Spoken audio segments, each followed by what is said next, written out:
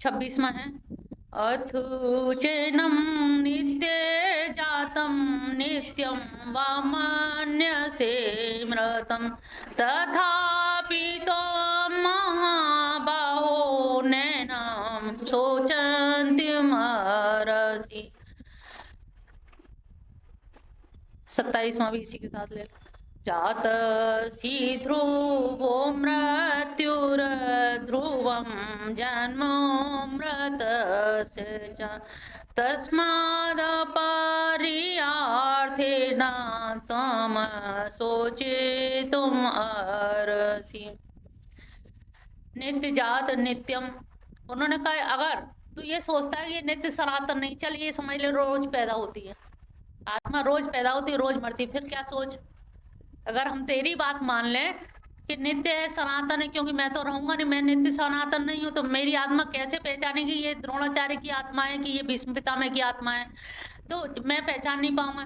तो इससे अच्छा उन्होंने कहा कि तू ये मान ले कि ये नित्य पैदा होती है नित्य मरती, जो नित्य पैदा होने वाली चीज है, जैसे वो कहते हैं ना आज नहीं मिली चलो कल मिलेंगे, चलो परसों देख लेंगे, तो नित्य की चीज है तो नित्य के लिए तो तुझे वैसे भी शोक नहीं करना चाहिए। अगर नित्य जात अतचैनम नित्यम जातम, अगर तू इसको नित्य ही उत्पन्न होने वाला मान रहा है तो भी तुझे शोक करने योग्य नहीं है।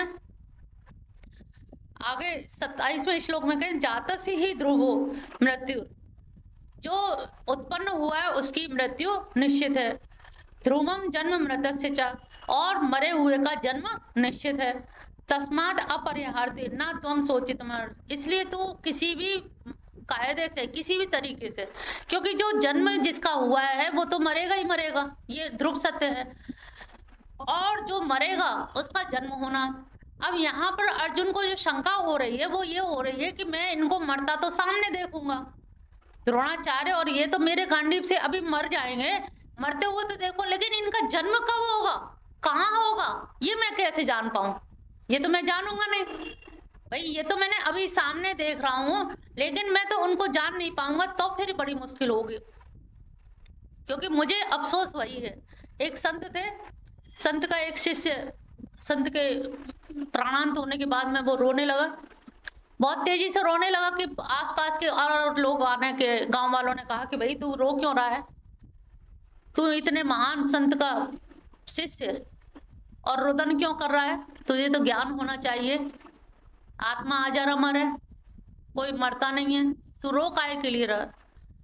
कह रहे अरे मैं अजर अमर के लिए नहीं रो रहा, जो स्थूल शरीर था जिससे वो रोज का व्यवहार कर रहे थे, मुझसे बातचीत करते थे, मेरा जो उनसे तालमेल बना हुआ था, मैं स्थूल शरीर के लिए रो रहा हूँ कि ये दोबारा नहीं मिलेगा, और जो मिलेगा तो उससे अलग मिलेगा, एक जैसा शरीर तो हमेशा मिलेगा नहीं, कौन सी योनि में जाएंगे, किसके घर जाएंगे, मेरी मुलाकात भी होगी कि नहीं मिलेगी। यानी कि गुरु नाम का जो मेरे गुरु थे तत्व थे वो तो इस रूप में मुझे मिलेंगे नहीं, वो जाने कहाँ कब मुझे कब मिलेंगे, वो कब इस संसार चक्र में आएंगे, कब वो गुरु के पद पे जाएंगे, फिर मैं कभी उनका शिष्य बन के आऊंगा। वो तो इतनी अंधी नगरी है, उस काल की नगरी में घुसने के बाद तो फिर कहीं कुछ पता ही नहीं है कौन कहाँ कैसे, इसलिए मुझे रुदना हो रहा, इसलिए मैं रो रहा हूँ चीख चीख के। वही स्थिति अर्जुन की हो रही है कि अर्जुन भी परेशान हो रहे हैं कि ये मर जाएंगे, इनको मैं देखूंगा ये निश्चित है, लेकिन ये जन्म लेंगे ये मैं नहीं देख पाऊंगा, इसलिए ये अनिश्चित है, इसलिए मैं दुखी हो रहा हूँ। यहाँ पर कृष्ण समझा रहे हैं कि जन्म लेने वाले की मृत्यु निश्चित है और मृत्यु जिसकी हुई है उसका जन्म निश्चित है। इस प्रकार के जान करके तू इन दोनों ही क्षेत्र में दोनों ही तरीके से तू सोच करने योग्य नहीं है।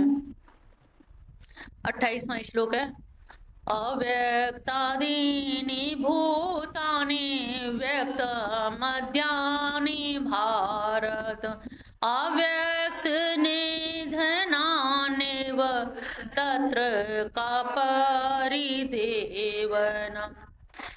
तू वहां बिना बात के शोक करता है, अव्यक्त पहले अव्यक्त थी, ये जो आदमी तुझे सामने दिखाई दे रहे हैं, पूरी जो सेना दिख रही है, द्रोणाचार्य भीष्म पितामह दिख रहे हैं, तो ये क्या पहले जन्म में तुझे मालूम है ये कौन थे, और आगे जन्म में ये कौन होंगे ये मालूम है, ये तो दोनों नहीं मालूम। अब बीच के स्टेशन पे तुम मिल गए तो उससे इतना मोह कि तुम पकड़ के रखना चाहते हो कि ये कभी मरे नहीं, वो कभी नया वस्त्र धारण ना करें, क्या यही तेरा प्रेम है? प्रेम तो ये है कि भैया ठीक है, इनके जाने का काल आ गया है, समय निश्चित था और प्रारब्ध के अनुसार आयु भी निश्चित होती है। जैसे बहुत सी महिलाएं क्या करती हैं, कहते हैं ससुराल नहीं जाएंगे, हमें जला के मार दिया जाएगा। उनसे ये पूछो कि जन्म के साथ ही मृत्यु निश्चित होती कि कौन कैसे मरेगा, तो काहे लिए बिना बात को परेशान हो रही, ससुराल जाओ, रहो अपने आराम से। तो ये द्वंद्व का एक जो कारण बना हुआ है, तो ये सबको समझना चाहिए कि मौत हमारी निश्चित है।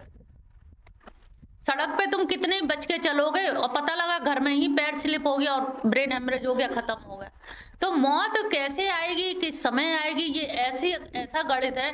तभी कहा जाता है कि हर दिन ईश्वर का ध्यान कर लो, पता नहीं कौन सा दिन आखिरी हो जाए, पता नहीं सुबह सो के उठ पाए या ना उठ पाए।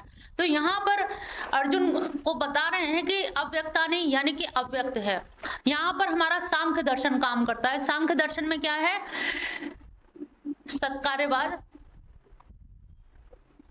असद करनाद, उपादान घृणाद, सर्वसंभव भावाद, शक्त से शक्य करनाद, कारण भावाचे सत्कार्य। यानी कि ये जो कार्य हमें दिखाई दे रहा है, जो लोग दिख रहे हैं, इससे पहले नहीं थे और उसके बाद नहीं रहेंगे। तो इसका मतलब वो समाप्त नहीं हुए, वो समाप्त नहीं हुए, क्योंकि सांख्य दर्शन मानता है कि आविर्भाव यानी कि उत्पत्ति होती है और तिरोभाव यानी कि कोई चीज जैसे पौधा मिट्टी से उग करके खड़ा हुआ और बाद में क्या होता है, मिट्टी में ही मिल जाता है। तो ये उग के खड़ा हुआ, इसका क्या कहेंगे? आविर्भाव, उत्पन्न होना, और उसी में मिल गया मिट्टी में, तो उसको कहेंगे तिरोभाव। तो आविर्भाव और तिरोभाव ये हमारे सांख्य दर्शन के दो सिद्धांत हैं कि हर चीज, जगत की हर चीज और मनुष्य भी तिरोभाव यानी कि लीन हो जाता है, यानी कि नष्ट नहीं होता पूरी तरह से, केवल लीन हो गया। बीज वहीं से होगा और उसी में वो मिल गया, फूल उगा और फूल गिर गया तो जमीन में फिर मिल गया। तो आविर्भाव यानी कि उगना और उसमें विलीन होना यानी कि तिरोभाव। तो आविर्भाव और तिरोभाव हमारे सत्कार्य दर्शन में ये माना जाता है। और जब आविर्भाव तिरोभाव होता है तो ये मनुष्य जीवन भी, सारे मनुष्य भी तिरोभाव हो जाते हैं प्रलय के साथ। कोई कभी होता है, कोई कभी होता है, लेकिन एक समय ऐसा आता है कि सारा जगत, सारे संसार के मनुष्य सब प्रलय में, काल में लीन हो जाते हैं, जल में विलीन हो जाते हैं। तो जल में विलीन होने के कारण, प्रलय होने के कारण ऐसा नहीं कि वो नष्ट हो जाते हैं, वो नष्ट नहीं होते, बल्कि गूलर के जैसा फल होता है ना, छोटे छोटे बीज की तरह से वो जीव के कर्म, सारे के सारे कर्म का पिंड बन जाता है, कर्मों का ऐसा पिंड बन जाता है, संस्कारों का पिंड बन जाता है, और वो सूक्ष्म बीज की तरह से सब जीव रहते हैं प्रलय काल में। और जब सृष्टि होनी होती है, सृष्टि के समय में प्रकृति उच्छृंखलता यानी कि तीव्रता दिखाती है, और वहीं से पुरुष उसको नियंत्रण करते हुए, पुरुष उसका साथ लेकर के, प्रकृति और पुरुष दोनों मिलकर के जीवों की यानी कि जगत की सृष्टि करते हैं। और जीवों की सृष्टि कैसे होते हैं? अब तुमने यहाँ इतने लोग बैठे हैं, कोई गोरा है, कोई काला है, कोई लंबा है, कोई छोटा है, तो ये सब क्यों है? उन्होंने कहा ये सब कर्मों के आधार पर है, सारा विवेचन कर्मों के आधार पर करा।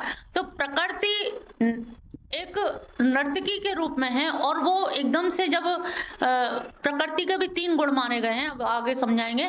तो उन तीनों गुणों में जैसे सत, रज और तम, ये ध्यान रखना, जो प्रकृति का सत्व गुण है वो शांत रहता है, और जो तमोगुण है वो भी शांत रहता है। जो बीच का कौन सा है, रजोगुण, वो उच्छृंखल रहता है। तो जब जीवों के, हम लोगों के कर्म फल विपाकोन्मुख हो जाते हैं, कर्म फल पक जाते हैं, कर्मों का फल पकना मतलब जैसे आम पक जाता है तो क्या होता है, बिना पत्थर मारे खुद ही गिर जाता है, जो पकी चीजें अपने आप ही अलग हो जाती हैं। तो जीवों के जब कर्म फल विपाकोन्मुख हो जाते हैं, विपाक यानी कि पक के जब पकने योग्य हो जाते हैं, तो पक जाती है चीज, आम पक गया तभी तो हम खाएंगे ना उसे। तो ऐसे ही जीव के कर्म जब विपाक हो जाते, विपाक माने पकना, जैसे विपाक जैसे होता है ना, चाशनी बनाते हैं जन्माष्टमी पे, उसमें सब मेवा एवा सब डालते हैं तो पाक की तरह से चिपक जाते हैं। तो विपाक पका के वो सब गणित लगाया जाता है कि इसको किस कुल में जन्म, कैसा नर बनना है, नारी बनना है, ये सारा डिसाइड आपके उसी उससे हो जाता है विपाक के द्वारा, क्योंकि आपके कर्मों को खोलाया गया, देखा गया, निरीक्षण किया गया। तो कर्म जब विपाक के उन्मुख हो जाते हैं तब हमें जन्म मिल जाता है, यानी कि सृष्टि की रचना हो जाती है। तो सृष्टि की रचना में अब देखा तुमने, तुम्हारा अस्तित्व क्या हुआ, समाप्त तो नहीं हुआ, गूलर के बीज की तरह से रहे, और जब उत्पन्न हो गए तो मनुष्य की तरह से रहे। तो ये आविर्भाव और तिरोभाव, यानी कि पैदा होना और मिलके उसी में, जैसे पृथ्वी जल अग्नि वायु आकाश से 5 तत्वों से 5 भूतों से क्या बना हमारा ये स्थूल शरीर, और जल जाता है तो फिर क्या कहाँ जाता है, ये मिट्टी में मिल जाता है। तो जो पृथ्वी जल अग्नि वायु जो भी है सारी की सारी चीजें उसी में विलीन हो गए, तो यहीं से ली और यहीं पर विलीन हो गए, और हमारा सूक्ष्म शरीर आगे गतिमान होता है, कारण शरीर को लेकर के, जीवात्मा को लेकर के उसी का जन्म होता है। तो इस तरह से इन्होंने आविर्भाव कि जो है वो अभी व्यक्त हुआ है मध्य में, और फिर अव्यक्त हो जाएंगे, पहले भी अव्यक्त था, मध्य के व्यक्त को तो इतना कस के पकड़े हुए है, और कस के पकड़ने से तू ये नहीं समझ रहा कि इसमें तेरी परिवेदना इतना ज्यादा तू दुखी हो रहा है, शोक कर रहा है, जो तेरे लिए उचित नहीं है। जब हमें कोई स्टेशन पे मिलता है तो क्या कहता है, हम अगले स्टेशन पे उतर जाएंगे, तो उतनी देर की लगता है क्या बात है करे इससे, ये तो अभी उतरने वाला है। जो लंबी दूरी का होता है उससे कहते हैं हाँ चलो थोड़ा फोन नंबर वगैरह ले लो। तो उन्होंने कहा जब बीच में मिले, अभी छूट जाएंगे, पहले थे नहीं बाद में होंगे नहीं, बीच के एक जीवन की, आप लोग भी देखिए संबंध आपके क्या है, एक ही जीवन के तो संबंध है, लेकिन कितने कस के पकड़े उन संबंधों को। कभी ये सोचा कि संबंध छोड़ दें, भगवान को पकड़ लें, कृष्ण को? नहीं सोचा, सारे संबंध निभा लें, जब बुढ़ापा आ जाएगा, जब बैठने में दिक्कत होगी, देखने में दिक्कत होगी, तब चले आएंगे मिशन में। कि अब हमारे कोई नाते रिश्तेदारों ने हमें पूछना बंद कर दिया, तुमने नहीं पूछना बंद किया, उन्होंने फोन करना बंद कर दिया कि बूढ़े ठेड़े इनका क्या लेना देना, एक कुर्सी और घेरेंगे इन्हें, और बुलाने से कोई फायदा नहीं है। अब सब लोग कैलकुलेट करके ही बुलाते हैं, भाई प्लेट इतनी महंगी हो गई कैटरर सिस्टम में, तो भाई कितने लोग आएंगे, कौन आएंगे, संबंध किससे रखना किससे नहीं रखना है। तो ये सारे आप देखो कि कितने लोग अपने, जिनके लिए तुम जीवन बर्बाद कर रहे हो, जो तुम्हारे अपने हैं, कि घर की उनारी की कहा कहूँ मुझे घर की उनारी ना है, या घर की नारी की कहा कहूँ मुझे घर की उनारी ना है, दोनों ही ना है। अब दोनों में ही तुम लोग पकड़े हुए हो। तो ये देखो कि हम जिसको पकड़े हैं और जिनकी वजह से समय जा रहा है, मैंने पिछली बार भी कहा कि अपना टाइम टेबल बना के लाओ, कितना टाइम तुम लोग भगवान की आराधना या जप में बिता रहे हो।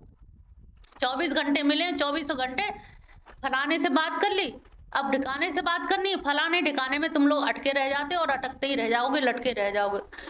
जा रही बैकुंठपुरी को रेल, चलो तो जा में बैठ चलो, ना है तो बहना यहीं मरो। चलो अच्छा है, मरने के नाम पे हंसी आई तुम लोगों को कि मरने के लिए तैयार हो सब लोग, छोड़ेंगे नहीं अपनों को, मर सकते हैं उनके लिए लेकिन छोड़ के नहीं, तुम्हारे संग ट्रेन में नहीं बैठेंगे। हाँ चलो 29वां।